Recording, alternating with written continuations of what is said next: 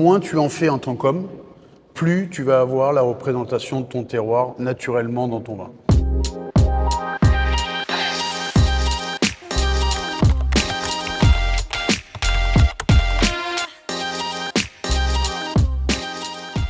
Aymeric, on est dans ce chai magnifique, ce chai cathédrale extraordinaire, une beauté magnifique. Est-ce que tu peux nous parler un petit peu de ta vinification? Comment est-ce que toi tu vois les choses? Tout à fait. Écoute, je te remercie. C'est effectivement un endroit assez magique qui s'appelle le Chai Cathédrale parce que ce sont les premiers visiteurs qui l'ont appelé le Chai Cathédrale. Il y avait cette impression de se retrouver dans un bâtiment incroyable. Alors la vinification à Trollomondo, c'est juste l'étape logique de sélection des parcelles. Donc, comme je te l'expliquais tout à l'heure, on choisit une parcelle parce qu'elle a des caractéristiques propres, aromatiques, de structure, de densité qui nous plaisent. Et on veut garder ça jusqu'à la bouteille. Donc la vinification, elle a pour but de préserver justement ces particularités. Donc, on récolte nos raisins. Les raisins passent une nuit dans une immense chambre froide où ils sont descendus à 5 degrés Celsius. Le lendemain, nous faisons le tri. Donc, nous choisissons les becs qui nous plaisent et on élimine celles qui ne nous plaisent pas. Et on commence la vinification par une période de macération à froid. C'est-à-dire que le jus et les peaux des raisins sont maintenus à 5 degrés Celsius. Et là, tu as un phénomène d'échange, d'extraction entre le jus et la matière qui se fait, mais tout en douceur. Il se fait en douceur parce que tu n'as pas d'alcool dedans. Et c'est aussi le moment où tu, encore une fois, accroches ces arômes, tu les fixes dans ton vin. C'est très très doux comme approche. Et puis, en général, au bout d'une dizaine de jours de macération à froid, on commence la fermentation qui est moment essentiel, puisque tu vas transformer ton jus de raisin, tes arômes qui étaient dans tes vignes, pour les transformer en vin. En fait, c'est la même philosophie. On fait ça de façon très douce, c'est-à-dire que les températures de fermentation sont assez basses, et permettent, encore une fois, de préserver toutes les qualités intrinsèques de chacune des parcelles. Il y a une macération derrière qui est assez rapide.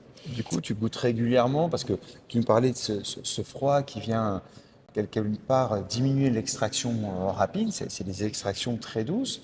Donc, toi, tu viens régulièrement les goûter? Oui, exactement, tous les jours. C'est un travail de...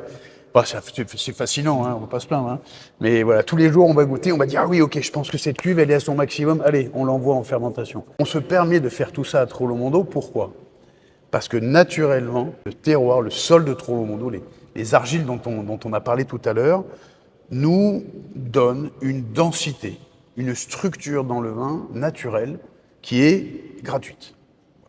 Donc, j'ai pas besoin d'extraire. Et c'est une chance, mais absolument formidable. C'est la clé du vignoble de Trollomondo et du terroir de Trollomondo. C'est de pouvoir générer cette densité gratuite. Donc après, on travaille tout en douceur. J'ai pas besoin d'extraction. J'ai pas besoin d'aller forcer, d'aller chercher de la matière puisqu'elle vient naturellement. Donc ça, c'est une chance folle qui nous permet d'extraire très doucement.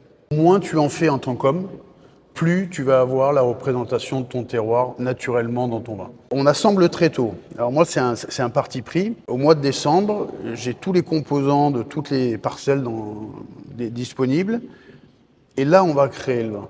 Et on va créer cet ensemble qui va ensuite vieillir ensemble. C'est comme un mariage. D'accord ? C'est très très important.